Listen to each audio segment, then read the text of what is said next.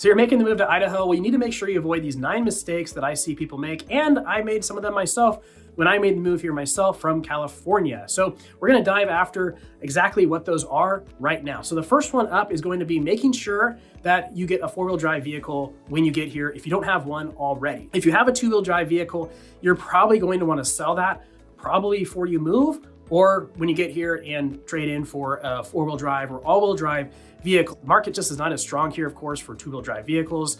So if you're coming from a warm weather climate like California, probably a good idea to sell that before you move. It's also just gonna be one less expense that you're gonna have to deal with moving your vehicle up here, either driving it yourself or having to tow it or pay a transportation company to get it up here. And then you can buy an all-wheel drive vehicle once you get here. Now, if you do buy an all-wheel drive, make sure you buy it after you close on your home so you don't screw up your debt to income ratio and your financing and everything. The other thing you might want to look at too, of course, is getting all-season tires. I mean, you could theoretically get by with 2-wheel drive vehicles, but you're definitely going to want to get all-season tires. And even if you have all-wheel or 4-wheel, get those all seasons. It's going to be a lot safer getting around. Now, related to driving, of course, is going to be traffic. So a lot of people in these videos, like what I'm shooting right now, and I've talked about it too, is we talk about the traffic here in Boise, and we're just talking about how bad it is. Now, a lot of that is just to point out that there is more traffic here than you're probably going to think that there might be. However, I don't want you to overthink the amount of traffic here. If you're moving from a place like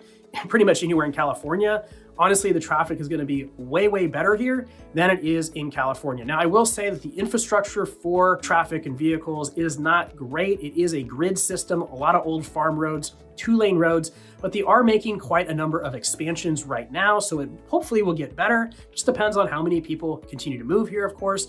But that being said, if you are working from home or you're retired and you don't have to be somewhere at a specific time, you can kind of work your schedule around to avoid the traffic. Honestly, I very, very rarely hit any traffic because I just make sure that I'm planning my schedule to try to avoid it.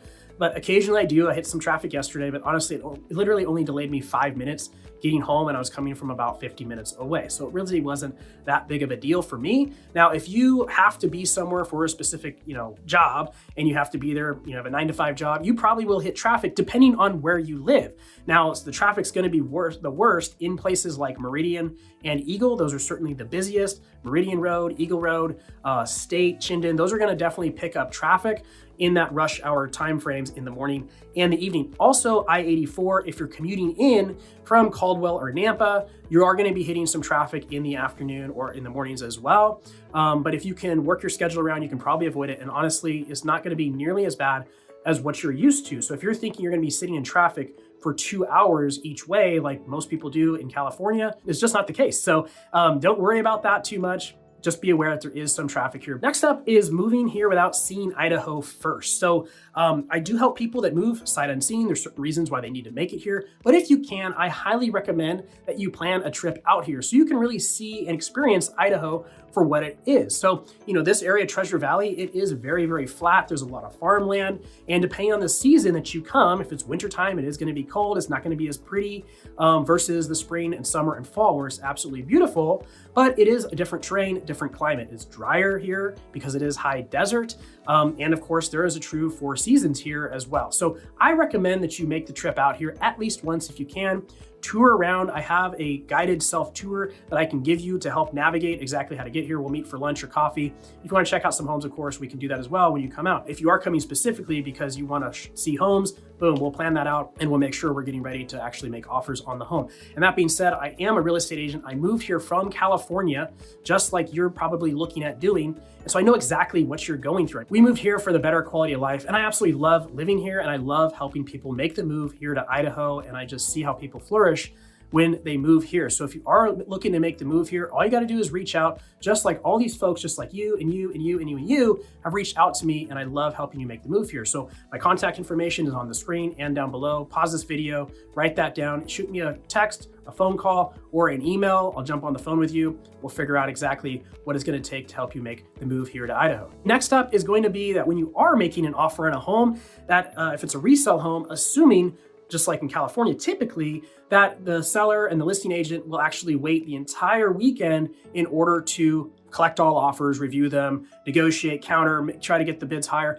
That can happen here, it certainly does, but you'll find quite regularly that actually listing agents and sellers will actually take the first offer that comes in. So that's actually a benefit to you as the buyer, because you can avoid some bidding wars unless there are multiple offers already. But oftentimes the listing can go live and then very, very quickly they're accepting an offer. I just had this happen. And I actually lost out on homes when I first was moving here because I was thinking, oh, we'll just delay. We'll see what offers come in. We'll try to come in at a higher bid and beat everyone out, all that kind of thing. And it just didn't work out because they were just, oh, got an offer, we're gonna accept it. Like, it happens over and over and over. Like I said, I just got an offer accepted because we were the first to the table. We made a nice, clean, strong offer. Boom, we got the offer accepted. So if you are getting ready to make an offer, be prepared to go ahead and just put in a strong offer for that home to help lock it down. And in order to do that, that's the next mistake that some people make, is not getting a pre-approval. So you know exactly what you can afford and making sure that you can actually win out on that offer. What was happening with another client recently was they were looking to move here and then they found the perfect home that they wanted to buy. And so they really wanted to go after it, except they hadn't gotten a pre-approval yet. So I did a virtual tour for them. And I was like, hey, let's get this pre-approval lined up. Well, they were gonna go through a bank that doesn't work the weekends. So fortunately, I got them connected with a local lender who does work the weekends. This was over Memorial Day weekend. I got a pre-approval for them at 6:30 in the morning on Memorial weekend on a Saturday. We got the offer in. We kind of snaked it from another buyer because we came in with a little bit stronger offer and we got it under contract, and they were super, super happy. But they almost lost it because they didn't have a pre-approval and they almost went through a bank that, of course, would not work weekends and certainly not Memorial weekend. So if you are getting ready to make an offer, please make sure you got a pre-approval. I would be happy to connect you with a strong local lender that I work with here to make sure that everything goes absolutely smoothly. Next up is going to be assuming that resale homes, existing resale homes on the market that's listed by a homeowner, is going to be cheaper than new construction. So there's a few things around that. Sometimes they can be, but there can be a lot of hidden costs associated with buying a resale home. Now, they might have certain things that new construction may not have, like a finished backyard, all the landscaping done.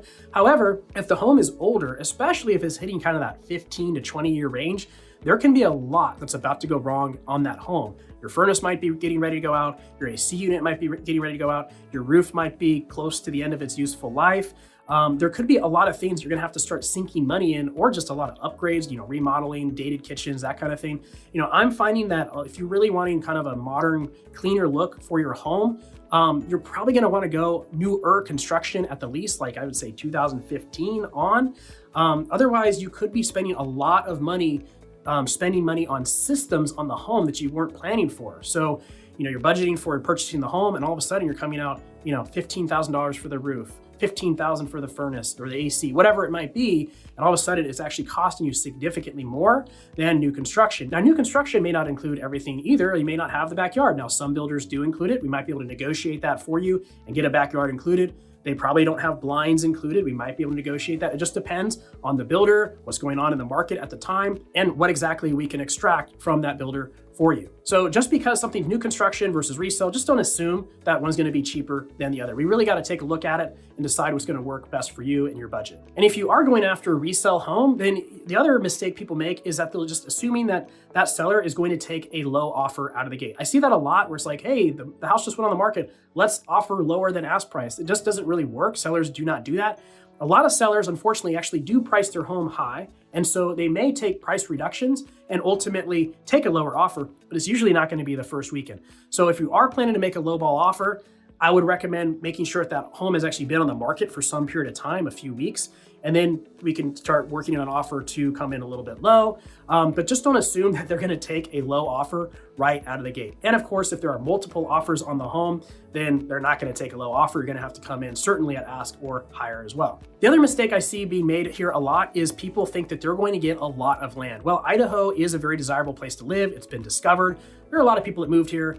Building really is still behind. There was a slowdown with the market correction that happened, but that's actually causing some issues now with supply. So homes have actually, even though they dropped, they're coming back and have held their value. So if you're looking for a place with land, a home with a lot of land, you want that elbow room, be prepared to shell out for that. You're gonna be spending certainly in the 800,000 plus range to get probably what you want. If you're looking for 3/4 of an acre or more, you're gonna be in that 800 to 2 million plus range, depending on where you end up in the Treasure Valley. So just be prepared that you're not gonna be spending $300,000 to get 5 acres of land here. If you want that, I hate to say it, but you may wanna move to another state like Southern Missouri or something like that. but it's just not going to be Idaho. So let's just make sure that we're realistic about what it is that you're looking to actually purchase. I'll get on the phone with you and we'll go through exactly what those options are going to be for you and help dial in exactly what it is that you're looking for. The last thing up is not understanding new construction contracts. So I help people buy new construction all the time. I actually really like working with new construction. I like helping people get a brand new home. I personally like buying new. I like buying a new car because I know exactly what the history is on that because I own it from the very, very beginning. And I feel like a new home is a lot like that. And you have all these brand new systems that aren't going to break for quite a very long time. However, you need to understand new construction contracts. So I actually have a background in construction. I have a master's in construction management from USC. I built high rises. I understand contracts because that's all I did was write subcontracts and enforce contracts. So I am very, very detailed and knowledgeable about contracts. So that's what I do is I help people go through new construction contracts and really understand what is in there that a lot of agents simply don't know about. And one thing you need to look out for instance, are liquidated damages. These are basically penalties if you back out of the contract. So there's things like that you have to look out for that you're signing up for that you may not know about. So I'm gonna help you go through that. We're also gonna help negotiate and try to get some of those things removed. But you need to really fully understand what you're signing up for when you're buying new construction. So if that's you and you're looking to make the move here to Idaho, all you got to do again is reach out to me via phone, text, or email. My contact information is on the screen and in the description below. I'd absolutely love to help you make the move here. So whether you're 9 days, 90 days, or even 2 years out, reach out to me. I literally have people calling me that are saying, hey, I'm looking to move in 2 years. I absolutely love working with you no matter what your time frame is, whether it's tomorrow or in a couple of years. If you are looking to move to Idaho and you want to know all the pros and cons of moving and living here in Idaho, all you got to do is check out this video right here where I cover all of that. I'll see you on the next video and on a call.